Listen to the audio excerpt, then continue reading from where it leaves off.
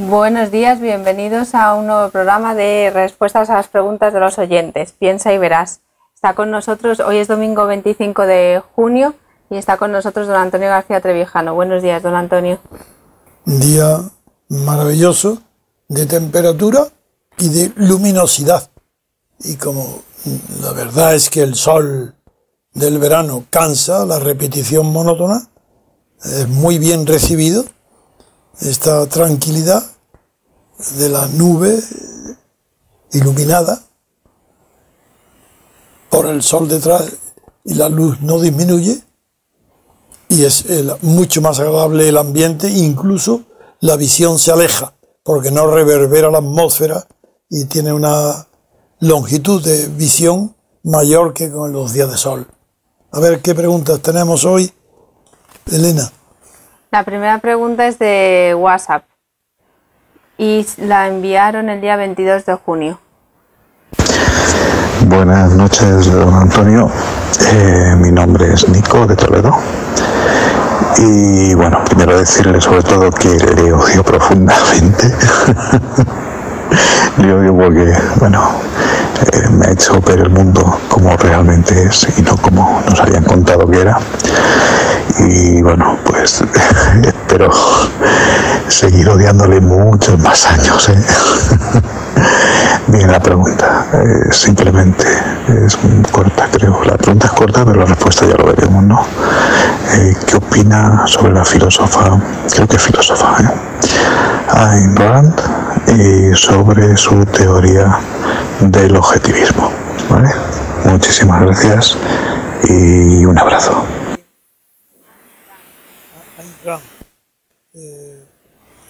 Me gusta Ayn Rand hace muchísimo tiempo, desde joven la conocí. Primero vi la película El Manantial, porque te refiere a Ayn Rand, aunque la verdad es que si no pronunciáis bien, a veces se me escapan los nombres por el micrófono. Pero Ayn Rand fue la autora de una novela famosa que le hizo película Gary Cooper, con Patricia O'Neill, y una película maravillosa, y después la leí. Sí, es más artista que filósofa. Su teoría no es original, es una divulgación de la teoría liberal extrema que roza el anarquismo, y la estimo mucho. Creo que es una mujer, pero no sé por qué se le llama teoría de la objetividad, eso no lo sé. Porque en su obra, yo no he leído más que El Manantial, pero en su obra lo que le da un valor supremo es justo al individualismo, al personalismo, a una persona que en busca de su designio, de su creencia, de su convicción, no debe de mirar al mundo y debe proseguir su finalidad, incluso cometiendo delitos como en la película del Manantial. Y aunque sea un exceso, sin embargo refleja bien su filosofía, que es la del... no es anarquismo, porque reconoce unos valores objetivos que no dependen ya del valor subjetivo. Pero sí, por ejemplo, la ética y la estética, pues no parece que sea anarquista. Y sin embargo, en la película y en la novela se aproxima muchas veces a que el anarquista, en pos de seguir su destino, su vocación, no debe de importarle las consecuencias sociales. De todas formas, la considero mucho más un artista que una pensadora, y desde luego influencia en mí no tiene ninguna, ni ha tenido en ninguna época de mi vida. Me gusta, pero no le tengo por ello una admiración ni me parece una gran pensadora. Otra pregunta, ¿por qué hay anarquistas que tienen pensamientos mucho más profundos y ella más bien, aunque les llamen teoría objetiva, lo que le veo es una exaltación del individualismo? La siguiente pregunta es de email, es del 9 de mayo de 2017 y la hace Juan José. Dice: estimado señor García Trevijano, mi nombre es Juan y le escribo desde Tenerife. Un día un oyente le preguntó si se podría justificar el uso de la tortura y la violación de derechos fundamentales por parte del Estado si con ello se evitaban las muertes de miles de inocentes, por ejemplo, en atentados terroristas. Usted respondió que en ningún caso, y que uno solo que se practicara deslegitimaría a todo el Estado mismo. Su respuesta me pareció coherente con una intención específica de mantener la pureza de los objetivos que se pretenden conseguir a través del MCRC. Coherente con este objetivo, sí, pero no realista, y no sé hasta qué punto su respuesta fue políticamente correcta.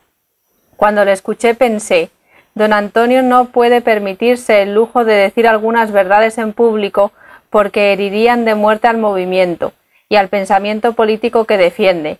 Don Antonio, ¿hay muchas verdades en materia política que no se pueden decir? Agradeciendo todo cuanto ha hecho por mi libertad y la libertad de todos los ciudadanos, hecho por el que le estaré eternamente agradecido, reciba un cordial saludo, Juan. ¿Es lícita la mentira? ¿En defensa de qué? ¿En defensa teórica de un bien colectivo mayor? Digo rotundamente no. La mentira no puede ser fuente de bien, no puede ser fuente de nada respetable. Si no se puede mentir porque es una denigración del que miente y una falta de respeto al que se le miente, más grave es todavía, desde el punto de vista ético, una tortura física, porque la tortura física se añade a la tortura moral que implica la mentira, el engaño, el dolor físico de la propia tortura corporal. ¿Cómo puede creer que yo, si digo que en ningún caso la tortura puede estar justificada, vamos a ponerlo en el extremo, ni para salvar a 100.000 personas, que torturando a un potencial asesino o criminal va a decir la verdad para salvar a esas miles de personas? Es que eso es problemático, hipotético, y no creo en ello. No se trata de que no lo diga por diplomacia, para no herir de muerte a un movimiento que está basado en la escrupulosa verdad y en no mentir y no hacer daño a sabiendas a otro. Neminem ledere, no dañar a nadie. A nadie, ese es un principio absoluto. Está bien la detención y está bien los medios coactivos que no impliquen dolor físico, tortura, para poder obtener la verdad de un hecho que puede ser luctuoso o doloroso para miles de personas. Eso está bien. Pero torturar, causar a sabiendas dolor físico para arrancar una verdad, ¿cómo estás seguro de que es verdad? Pero ¿cómo puede el torturador estar seguro que el torturado no miente para que dejen de torturarle? Pero si es que esto es un círculo infernal, el de la tortura, que denigra más todavía al que tortura que al torturado. Pero el torturado, ¿qué garantía hay de que diga nunca la verdad? Jamás. No, esos son falsos dilemas. No, hay que estar siempre, siempre en defensa de la verdad, de la honestidad y de neminem ledere, no dañar a nadie. No, eso no es una postura táctica mía, es una convicción profunda. Esa convicción deriva de que no es fiable nada que se obtenga por medio de la tortura. La información que se obtenga no es fiable. ¿Por qué torturar entonces? Para obtener lo que quiere obtener. Ahí tenemos, por ejemplo, el caso de Tomás Moro. Era la amenaza de muerte. ¿Qué tortura mayor puede haber? ¿Para qué? Para que cambie de opinión, que emita una opinión. ¿Es que eso iba a cambiar la historia?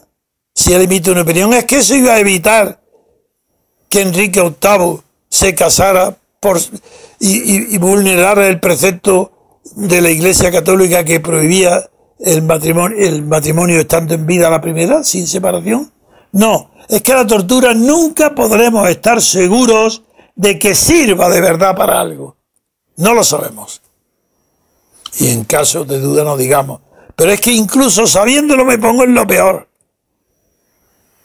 Y lo peor es que con riesgo de tu vida, sí.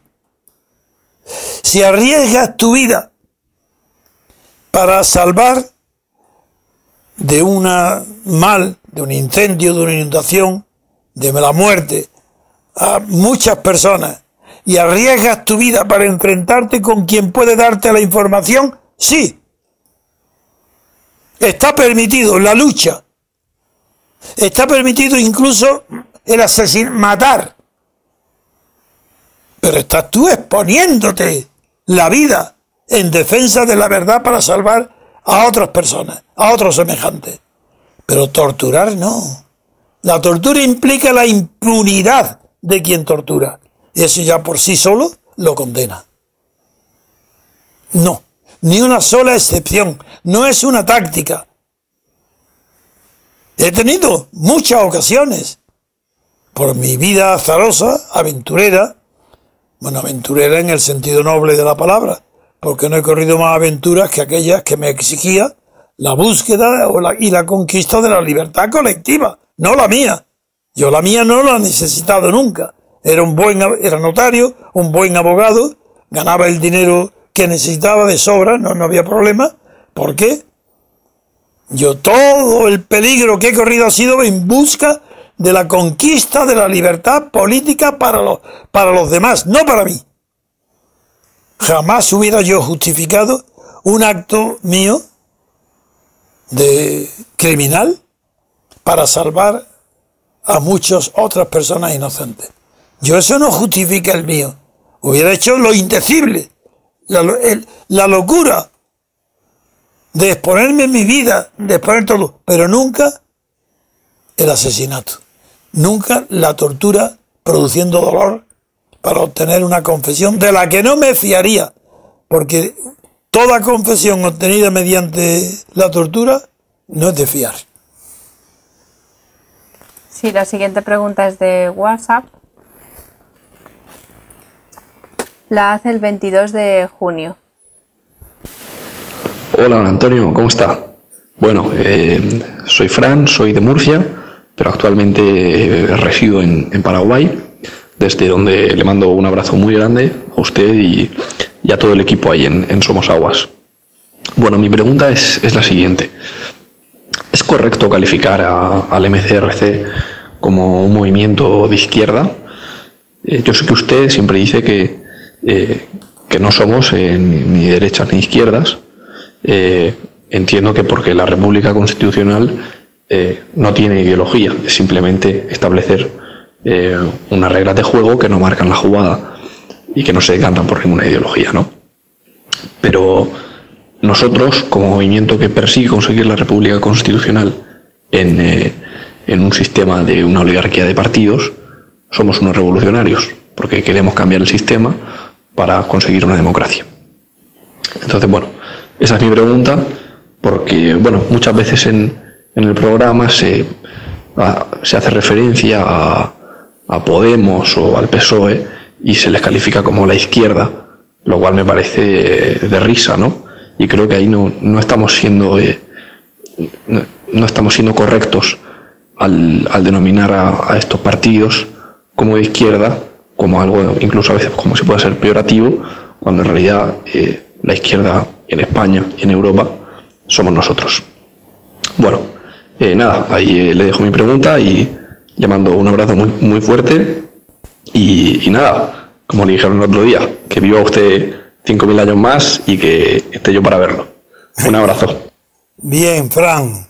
La pregunta es franca y la respuesta debe ser igual de franca.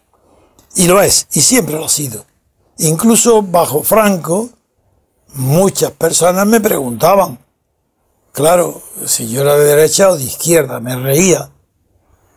Porque bajo una dictadura, luchar por la libertad, eso Eso es que no es ni de izquierda ni de derecha. Es que la izquierda y la derecha es una convención.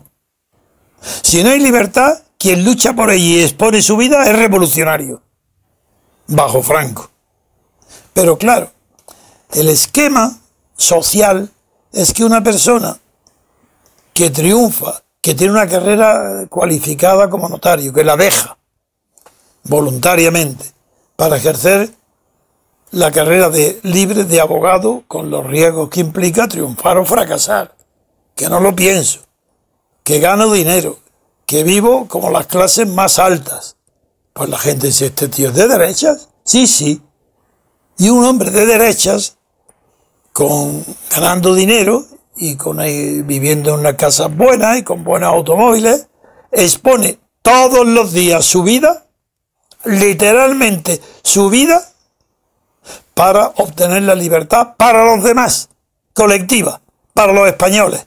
Sí, sí, calificarlo de derecha, venga, o calificarlo de izquierda, porque como no era comunista y socialista, ¿quién era la izquierda socialista? Pues si no había nada más que Isidoro al final y de acuerdo con la policía franquista. ¿Qué es esto? No, hay que hablar las cosas por su nombre. Una persona que lucha por la libertad bajo una dictadura es un revolucionario. Ni derecha ni izquierda. Porque la derecha y la izquierda son términos convencionales que designan otras cosas y otras situaciones. Vamos ahora al MCRC. El MCRC busca y expone todos sus medios. Yo personalmente expongo mi vida. Ahora, sí, ahora. Mi fama. El ostracismo. La persecución. El silencio. La marginación social. Todo porque persigo la libertad política. Y soy de derechas. Para la ignorancia o para la gente que cree que ser derecha o de izquierda depende de que ganes, del dinero que ganes. Yo sigo ganando dinero. Sigo ocupado de abogado en asuntos importantes y cobro minutas importantes. Jamás, una sola vez en mi vida, una minuta mía ha sido impugnada. Señal de que son justas, de que son honestas. Pero ocupo asuntos de mucha envergadura. Y el dinero que gano lo pongo al servicio ¿de qué? Pues de pagar el referéndum de la OTAN, de subvencionar la independencia parcial de Guinea Ecuatorial, de pagar la oficina de la Junta Democrática en París, en el sitio más caro, de fletar aviones para que los cobardes como Tierno Galván y compañía puedan ir a Estrasburgo sin que tengan temor a ser fichados por la policía francesa en un avión corriente. No paro de gastar mi dinero, el que yo gano, al servicio de causas políticas. Y soy, para la opinión sociológica, de derecha, vivo en Somosaguas, tengo una finca de 1 hectárea, vivo cómodamente, pero me expongo la vida todos los días, por la libertad de los demás. Y he impregnado de ese espíritu, de ese modo de ser, al MCRC, al movimiento que he fundado y que dirijo. Es decir, desde el punto de vista de la libertad, nadie hay en Europa, ni en América del Norte, ni en América del Sur, no sé de Asia y África, no hablo de ello, no hay una sola persona, ni un solo movimiento tan revolucionario para la libertad como el MCRC y como mi persona misma. Nadie, ni un solo movimiento. Claro que no somos montaneros. Claro que son los montaneros los que nos persiguen ahora porque estamos luchando por la libertad de Venezuela. La libertad política colectiva en Venezuela. Ese es el objetivo nuestro propio. ¿Por qué? Es propio porque tenemos influencia en Venezuela. Allí donde tengamos 1 gramo de influencia, ese es nuestro objetivo, la libertad de ese país. Libertad política colectiva. Pero, desde el punto de vista de las ideologías de derecha y de izquierda, se clasifican hoy, no en el siglo XVIII y XIX, no, XIX ya cambia, pero en fin, hoy se clasifican no por razón de la libertad, que no existe en ninguna parte salvo en Estados Unidos. En Europa no hay libertad política, por tanto en Europa somos ultra revolucionarios, porque no admitimos, no ya que Franco haya muerto, sino que hoy el franquismo esté gobernando y que lleve gobernando. ¿Qué creéis? Que es el PP y el PSOE. Franquista el PSOE, Felipe González. Pues eso no lo admitimos. Y queremos que gobierne y que el país esté orientado por una constitución que no sea heredera de las dictaduras. Y en toda Europa, ¿qué creéis? Que los Macron, que acaba de triunfar en Francia, o la señora Merkel, son representantes de la libertad política de ninguna manera. Europa no ha conquistado su libertad política por ella misma. El triunfo fue debido a Estados Unidos y a la Unión Soviética. Pues bien, yo no acepto ni respeto a los liberales europeos porque no hay ninguno que sea sincero ni verdadero. Soy revolucionario. Y dentro de esa revolución no entro dentro del juego de las derechas e izquierdas frente al tema de la igualdad, no de la libertad. Frente a la libertad no acepto que haya nadie situado a la izquierda del MCRC, porque somos absolutistas. Queremos libertad colectiva sin excepciones para todo el mundo. Ni un anarquista siquiera se parece a nosotros. El anarquista lucha por su libertad individual, y si puede favorecer la de otro lo hará, a sus amigos. Nosotros no. Utilizamos la poca libertad que tenemos, que no tenemos libertad política ninguna, para conquistar la libertad política colectiva de todos los demás. Por eso somos revolucionarios, verdaderos revolucionarios, únicos revolucionarios. ¿Qué significa ser revolucionario desde la igualdad? ¿La izquierda comunista? Pero si no ha habido otra. ¿Qué izquierda ha habido en el mundo, aparte de la comunista, que haya predicado y querido la igualdad? Claro, antiguamente, antes del marxismo, antes de Lenin, antes de la creación de los partidos comunistas, existió en Inglaterra, por ejemplo, en el tiempo de Cromwell, los niveladores agrícolas que querían nivelar las rentas. Muy bien, habrá movimientos más o menos favorables a disminuir el poder de los ricos o la riqueza de los ricos. Pero en primer lugar no está inventada la etiqueta, salvo la soviética. La soviética sí, yo no soy soviético, pero ¿por qué? Porque la historia sirve de algo, sirve de enseñanza. No somos soviéticos porque no somos igualitarios. En fin, la naturaleza crea seres desiguales. La sociedad justa, lo más justa posible, tiene que tender a crear igualdades, disminuir la fortaleza de la desigualdad. ¿Está bien?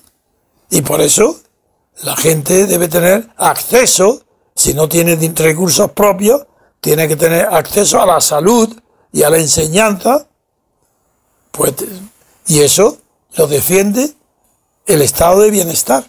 Es decir, lo defiende. Son creaciones de lo que entonces fue la izquierda.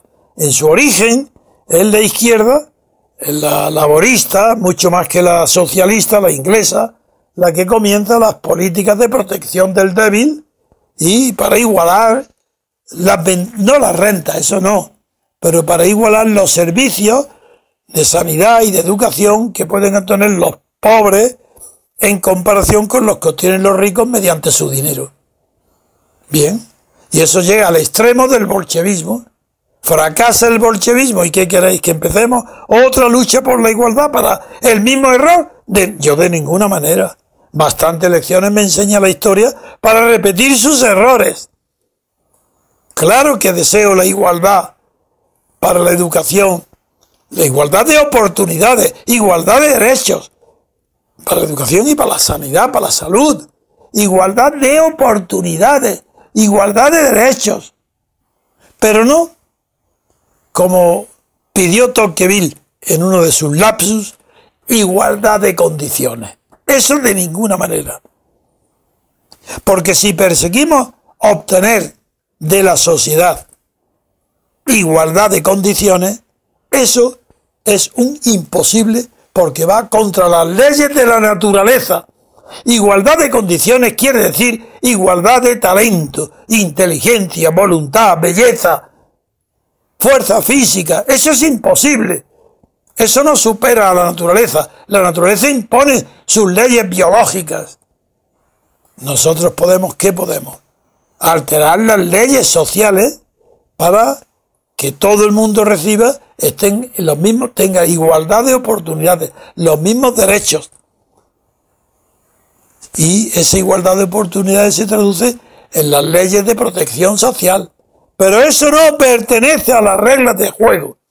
Eso son jugadas que pertenecen a los gobiernos que sean de izquierda y que los gobiernos de derecha los pueden combatir. Pero ahí está el árbitro. El árbitro está en la verdad y esa verdad la da la libertad. La libertad, sin engaño, en unas elecciones verdaderas va a definir de verdad los que quieren la igualdad y los que quieren la diferencia. No, quien defienda la libertad está defendiendo la igualdad posible. Defender la libertad como nosotros colectiva es defender la igualdad posible con las leyes de la naturaleza. Que nadie se equivoque. No son tácticas mías. Que ahora no. No. Es que nadie ha definido la libertad política colectiva como nosotros. Ni en Estados Unidos tampoco. Ni en Norteamérica, quiero decir, en Estados Unidos tampoco lo han definido. Nosotros sí sabemos que las reglas de juego es lo que define la libertad política colectiva. Pero la jugada no. La jugada la da lo que es la división derecha e izquierda, de ser más tendente a la igualación que a la desigualdad, pero jamás violando la libertad. Si es a costa de la libertad, bendita la desigualdad. Porque la libertad no puede ser cercenada ni un milímetro. Amputa un dedo de la libertad y te has llevado consigo todo el brazo. La libertad es un valor único, absoluto. No tiene límites. La igualdad sí, tiene los límites que impone la naturaleza. Y que la sociedad debe respetar a la naturaleza. Tanto como se impone hoy las leyes de protección contra el calentamiento y contra la protección de la naturaleza, pues empecemos a protegerla con el propio individuo humano. No le pidamos o no hagamos leyes contrarias a la naturaleza, como es la igualdad absoluta de hombres y mujeres. Eso es ridículo, eso es demagogia, eso es infantilismo. No, la naturaleza crea diferencias entre el hombre y la mujer, y la sociedad no puede borrarlas por muy socialdemócrata o por muchas igualdades de género que quiera crear, y porque haga desaparecer los neutros o los masculinos. No por poner palabras femeninas se ha creado algo nuevo. Sigue habiendo la diferencia de antes entre un hombre y una mujer, la misma que hace siglos. Otra cosa es el tratamiento social, el respeto, eso es diferente. En fin, otra pregunta. Vamos a hacer una pausa y regresamos enseguida.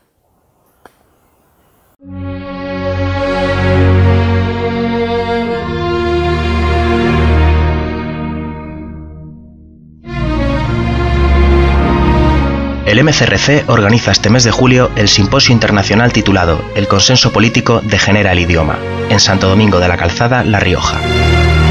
Del 21 al 23 de julio de 2017 se reunirán algunos de los colaboradores e intelectuales más cercanos al MCRC. Martín Miguel Rubio Esteban, José Sánchez Tortosa, Alberto Franceschi, Alberto Vuela Lamas, Alberto Iturralde, Pedro Gallego, Roberto Centeno, Gustavo Pareja, Marcos Peña, Gabriel Albiac y Dalmacio Negro, entre otros por confirmar, presentarán una serie de ponencias que desarrollarán el tema central del simposio y rendirán digno homenaje a la trayectoria de Antonio García Trevijano.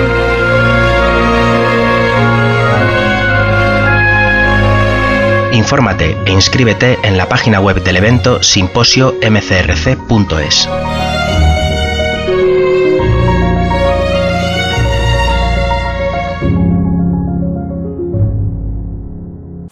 Regresamos, queridos oyentes.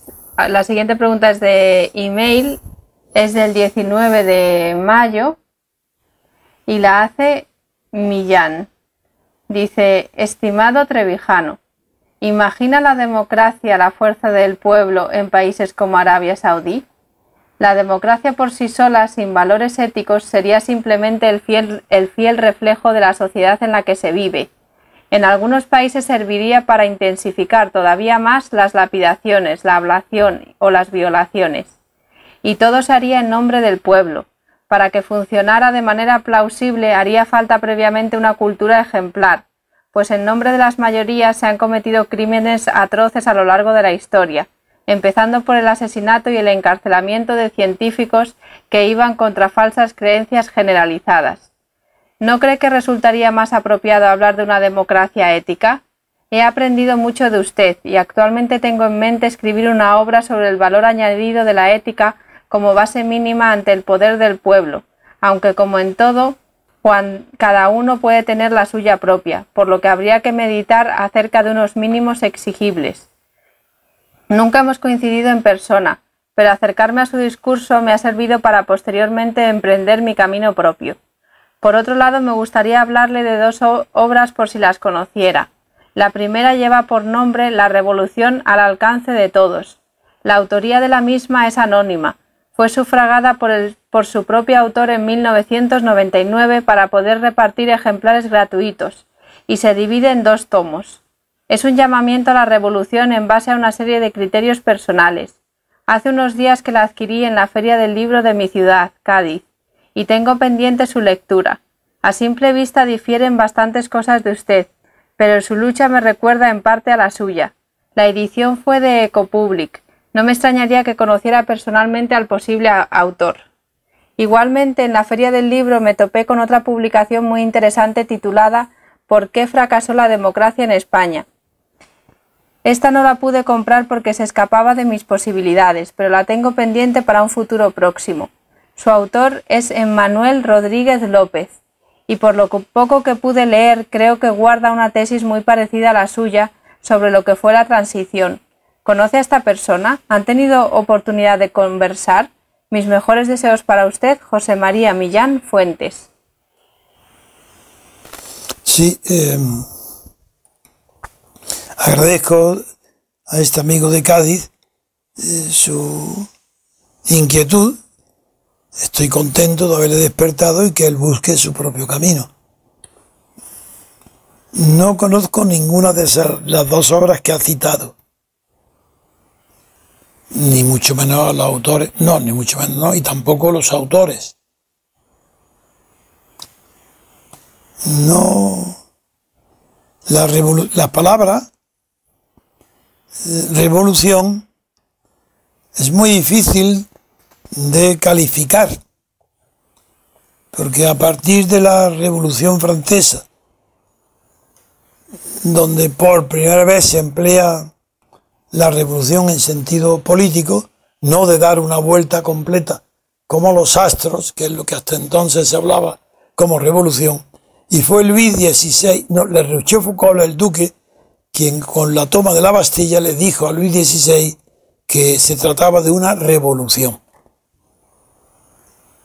Pues ahora revolución, no sé al alcance de todo, no sé no recuerdo el título que ha dado, pues la verdad es que desconfío muchísimo de quien se atreva a definir una revolución. Por eso se habla de las revoluciones de la libertad. Pero no hay revolución, no se dice revoluciones de la igualdad. Han fracasado todas, todos los intentos, el último, el soviético. Pero sí el tema es interesante y le animo a que usted busque su propio camino. Ojalá yo le haya abierto una puerta para que vea varios senderos. Yo sigo uno solo, que es la libertad política colectiva, que nadie lo ha recorrido hasta ahora. Bueno, lo estamos intentando, lo quiero recorrer con el MCRC. Con lo cual me permite ya volver a su tesis central. Su tesis central es si es posible una democracia en un país cuya religión o cuyas prácticas morales, éticas, sean distintas de las heredadas de la cultura greco-romana, en concreto del Islam. Yo creo que hoy, juzgando a los pueblos musulmanes con las pautas que hoy dirigen los gobernantes del Islam a sus países, creo que es imposible completamente. Por eso me pareció ridículo el intento de Zapatero, mejor dicho, la creación de Zapatero, que sirvió para gastar millones y millones, del diálogo de civilizaciones. En primer lugar, porque la incultura de Zapatero le impedía pensar, o de los asesores suyos, la diferencia entre civilización y cultura. Y lo que él quería era un diálogo entre Occidente y el mundo musulmán, el mundo islámico. Pero eso no es civilización distinta, eso son culturas distintas. Y la diferencia entre cultura y civilización es capital. Si no sabe esa diferencia, es un hombre que ya siempre será un mal gobernante, porque no sabrá distinguir lo que es propio de la civilización de lo que es propio de una determinada cultura. Pero siguiendo por el camino que usted abre, no por los míos, y que ya he explicado estas cosas muchas veces, usted le da una importancia capital a la ética y la tiene. Pero los caminos de la ética son indirectos, salvo Confucio, donde no hay camino directo, sino que todo se reduce a la moral natural. Por tanto, ahí no hay religión, no hay cultura que pueda distinguirse de otras, puesto que la ética y la moral para Confucio es la única religión posible.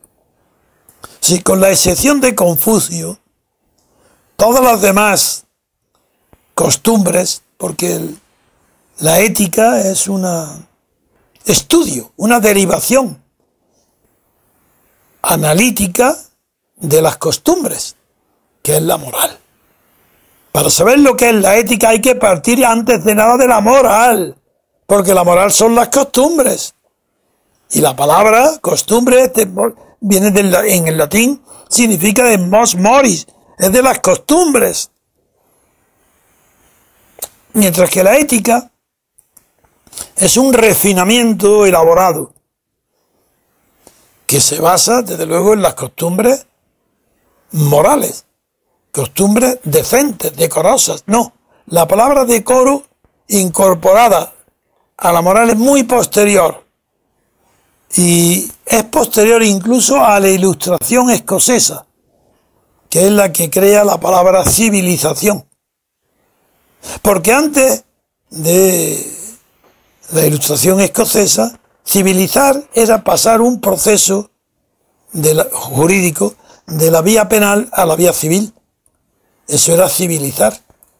Era un trámite de la judicatura. Pero después ya la palabra civilizar y civilización, la escuela escocesa le da un sentido preciso, que ya no pertenece al ámbito forense o jurídico, sino que se refiere justo ya a un tipo de vida más elevado, más refinado que los antiguos modos rurales o incluso urbanos. Y ese refinamiento, que en Francia es definido por el padre de Mirabeau, y en Alemania por Kant. Y este último, Kant, es el que ya diferencia, y no me estoy apartando un ápice de su pregunta, el que diferencia la moral y por tanto la ética, que también moral, que también la trata Kant, lo va a diferenciar de la civilización, diciendo que la civilización para Kant es un decoro de la cultura. La cultura es mucho más antiguo el término, es un decoro. Pues bien, por eso me he interrumpido cuando pronuncié la palabra decoro, decir, no, eso es a partir de Kant, porque antes no es que sea más decorosa una civilización, es que implica el decoro de la cultura. Vuelvo, por tanto, para terminar, a decirle que la ética forma parte, viene y proviene de la moral. La moral son las costumbres de un pueblo, de un siglo, de una época, es la moral. Esa moral, la natural, es la que está definida por Confucio y por todo, en todo el mundo, en todas las regiones del planeta. Hay una moral de donde derivó tanto la noción de derecho natural como en el propio derecho romano lo que se llamó el ius gentium o derecho gentilicio, derecho de gentes, que se aplicaba a los que habitaban en la ciudad de Roma fuera de sus murallas, que no tenían la ciudadanía romana. La moral natural de Confucio, la moral derivada de las nociones de derecho natural del cristianismo, como las del derecho internacional ius gentium del derecho romano, y que desarrollaron la escuela de Salamanca en España, son inmortales. Si el derecho internacional no existe como institución pública, existe el privado por convenio de los estados, pero en cambio sí que existe una moral internacional, la del Padre Victoria, la de la escuela de Salamanca, la que inspira el código de los derechos naturales, los de Hugo Grocio o Pufendorf. Claro que sí. Y eso es para mí absolutamente la fuente inagotable de inspiración del derecho y de las costumbres. Porque ahora vuelvo a terminar aquí. Cuando el positivismo actual del derecho, derivado de Kelsen, y que siguen hoy todas las legislaciones, están hablando, ¿de qué hablan? ¿Hablan de moral? De ninguna manera. ¿Hablan de costumbre? De ninguna manera. Pero si la costumbre es la fuente primera del derecho, eso el positivismo de Kelsen y los continuadores actuales lo ha suprimido de raíz. La costumbre no tiene valor jurídico ninguno hoy. Y desde ese momento todo está permitido. La falta de ética y de moral viene de la falta de vigor jurídico de las costumbres tradicionales heredadas. Les deseo mucha suerte en sus investigaciones. Otra pregunta. La siguiente pregunta es de WhatsApp y la hacen el 23 de junio. Hola. ¿Es lo mismo ser nacionalista que ser patriota? Muchas gracias. Hay una relación, pero no es lo mismo. Vamos a definirlo. En primer lugar, el patriotismo, tal como se manifiesta en las guerras, puede tener raíces profundas en el concepto de la nación, pero no se ven. Lo que se ve en la guerra es, por un lado, el apego a las regiones y al Estado. Por ejemplo, si se va a la guerra de Vietnam, en unas encuestas gigantescas que se hicieron en Estados Unidos, se descubre que los voluntarios van para defender a sus familias en la guerra de Vietnam, que están en Estados Unidos. y en defensa del nombre del Estado, pero no de la nación. Hay mucha confusión en esto, porque se nos ha hecho creer a las generaciones actuales que los movimientos totalitarios, Hitler, Mussolini, Franco, Stalin, eran nacionalistas. Yo defiendo muy tardíamente, me di cuenta que no, que la ambición de todos esos dictadores y todos esos personalidades totalitarias estaban imbuidos, inspirados por el deseo de fortalecer el Estado, no la nación, el Estado. Y ahí están las palabras literales de Mussolini, Hitler, Stalin, Franco. Pero si es que no hablan de nación, si es que están continuamente con la boca el Estado y el Estado. Eran estatalistas, no eran nacionalistas. Primer punto. Segundo, ¿qué relación puede haber entre patriotismo y nacionalismo? Pues como el patriotismo solamente se salta en épocas de guerra contra un enemigo, adversario exterior, pues resulta que no hay una cultura del patriotismo en la paz y no se sabe bien lo que significa ser patriota. Y es verdad que es ridículo presumir, ostentar símbolos de patriotismo en la paz. Entonces quien lo hace sin tener una guerra con el extranjero pasa por ser un ¿qué? Un patriota nacionalista, ¿no? Si está defendiendo al Estado. Si defiende a la nación contra el Estado, eso es otra cosa. Tiene que haber entonces una oposición de intereses entre Estado y nación. En España no la hubo. En España se confundió el nacionalismo y estatalismo. Franco no distinguió la tradicionalistas, los carlistas, que podían haber defendido las tradiciones y por tanto las naciones, la nación. El decreto de unificación de Franco lo unió con la Falange y pasaron a ser estatalistas. Eran movimientos del Estado, partidos del Estado, partido de Estado. Yo no confundo entre patriotismo, porque el patriotismo para mí no es como puede ser, por ejemplo, patriota. Viene de padre, sí.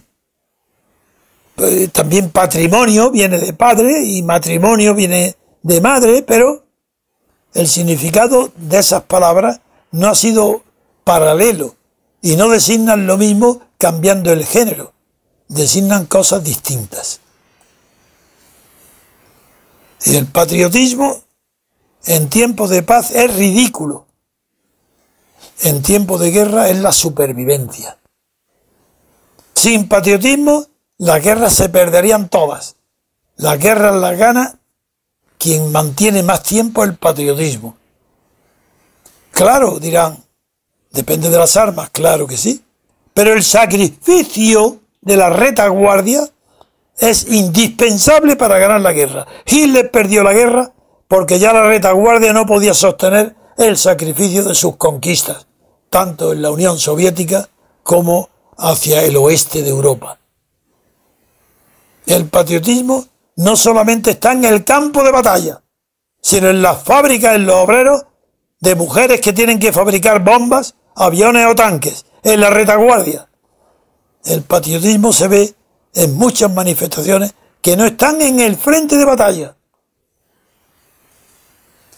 El nacionalismo puede coincidir o no con el patriotismo, pero es más frecuente que no haya nacionalismo sino estatalismo. Yo no veo, ojalá España hoy fuera nacional, no se produciría el escandaloso hecho de la escisión, del delito de sedición que hacen los catalanes separatistas ante la indiferencia del pueblo español. Es más, no tengo más remedio que referirme hoy a un artículo del New York Times donde dice, más o menos, que Cataluña debería seguir los mismos pasos que Escocia y Canadá para celebrar un referéndum sobre autodeterminación de Cataluña, ya que si no lo hace, por culpa del gobierno central español, cada vez será mayor el número de independentistas catalanes. Bueno, este New York Times es un ignorante en este asunto, absoluto. No tiene ni idea de cómo nace el derecho de autodeterminación, quién lo empuja, qué significa y por qué hoy ha quedado reducido a un hecho colonial de independencia de colonias respecto a la metrópoli. El New York Times, además, clama al cielo que, siendo en Estados Unidos un periódico, no el New York Times, un periódico de Estados Unidos, el primero que publicó un artículo de Carlos Marx, donde decía que el derecho de autodeterminación estaba excluido, no existía en España, Portugal, Francia e Inglaterra, y solamente sí existía en Irlanda por razones religiosas. Parece mentira que ni siquiera conozcan la historia del derecho de autodeterminación, que lo inventa la izquierda marxista, en concreto la austríaca, y que la que lo lleva a la internacional, con el significado exacto del que estoy hablando. Ahora bien, lo que empezó como derecho de libre determinación de las naciones, que fue para Grecia, para apoyar, para mandar voluntarios de Europa a la guerra de Grecia de liberación contra el Imperio Otomano, se llamó derecho de libre determinación. Y de ahí la escuela Otto Bauer y la escuela marxista de austríaca lo pasó a la internacional y había sido promovido fundamentalmente por la Liga Bundista. Quien no conozca estos términos, ¿cómo se atreve, como el New York Times, a hablar del derecho de autodeterminación? ¿Qué sabe? Los actuales editores del New York Times no saben nada de lo que están hablando. Hacen el ridículo.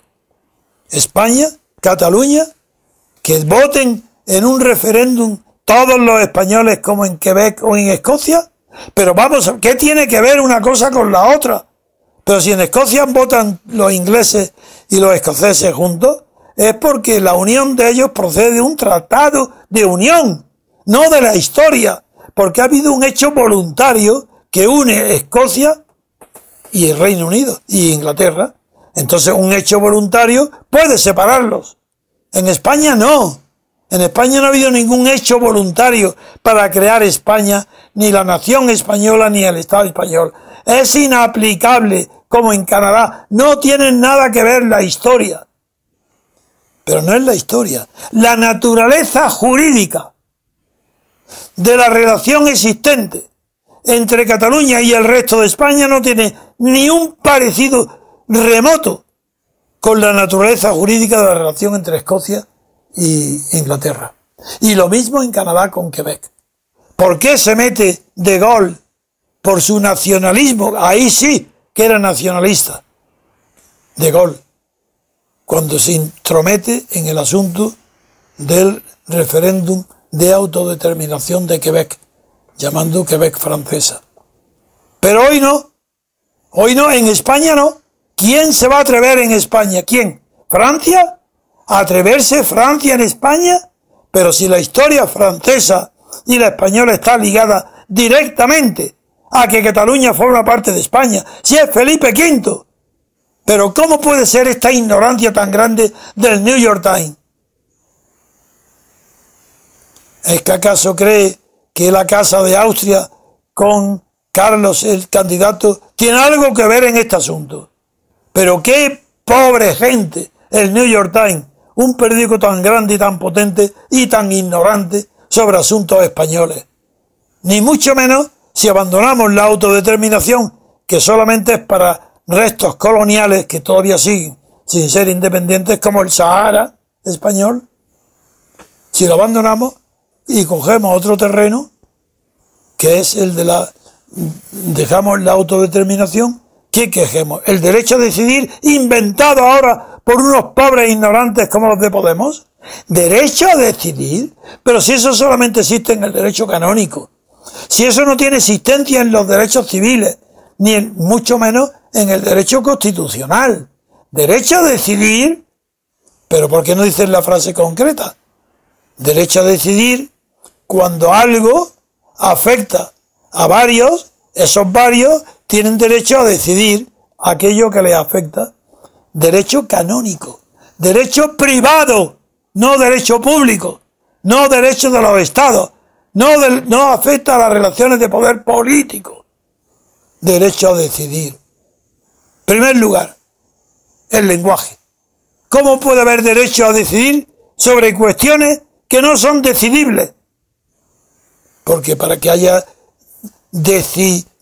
algo sea decidible, tiene que depender de la voluntad. Si no depende de la voluntad, es indecidible. ¿Cómo se va a votar algo que no depende de la voluntad? La independencia de Cataluña votada ¿por quién? Por los canarios, los cordobeses y los gallegos. Y ahora ¿quién? También, como proponen los vascos, que quieren votar también la independencia de Cataluña. Pero que esto es una vergüenza. Es un disparate del New York Times. Unos ignorantes. Los desafío. A ver si son capaces de discutir. Que me llamen. A ver si son capaces de discutir conmigo. No hay ningún creimiento en mí. Lo que hay es que conozco profundamente los orígenes, el alcance, el significado y la naturaleza, tanto del derecho de autodeterminación como del derecho a decidir. Y ni la autodeterminación ni la decisión pertenecen a la voluntad de los españoles respecto a la entidad que se llama España. Eso no tiene nada que ver con lo subjetivo.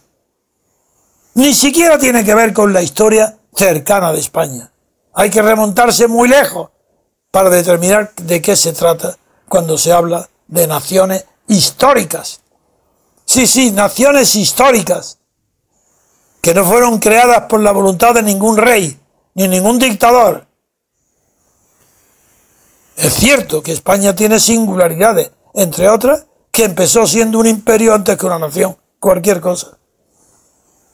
Pero en fin, eso es otro tema, otra pregunta. La siguiente pregunta es del 17 de mayo y la hace Lualki. Dice: buenas tardes desde Albacete. Me gustaría que explicara cuál es la institución última soberana que garantiza al sistema político de la República Constitucional frente a un gobierno déspota, golpe de Estado, revolución totalitaria, etc. ¿Me lo quiere volver a leer si ha terminado? No. Es que no he comprendido el alcance. Sí. Dice, ¿Ha terminado o no? No había terminado. Termina. Dice, Bueno, no, empiezo. Me gustaría que explicara cuál es la institución última soberana que garantiza al sistema político de la República Constitucional frente a un gobierno déspota, golpe de Estado, revolución totalitaria, etc. Una asamblea constituyente, un gobierno provisional, un personaje notorio, juntas ciudadanas espontáneas, saludos repúblicos. Bien, ahora lo he comprendido, pero ha mezclado conceptos que son incompatibles, porque los ejemplos que pone después, un golpe de Estado no puede calificar la soberanía. El golpe será un medio para obtener la soberanía, pero no soberanía. Sí, la pregunta está muy mal hecha, porque no es homogéneo. Pero le voy a responder porque he comprendido lo que me pregunta. La institución es sencillísima. Se llama libertad política colectiva. Así, ¿quién tiene la soberanía de la República Constitucional? La libertad política colectiva. ¿Y cómo se identifica? ¿Quién es la libertad política colectiva? Pues la misma que ha conquistado la libertad política colectiva. Es decir, la revolución de la libertad que la ha conquistado se traduce en una constitución, y esa constitución es la que tiene la soberanía. Por tanto, la pregunta es muy sencilla de contestar. El concepto de libertad política colectiva es tan nuevo que no pararíamos de enumerar hasta dónde llegan sus enseñanzas. La libertad política colectiva es la soberana, la que constituye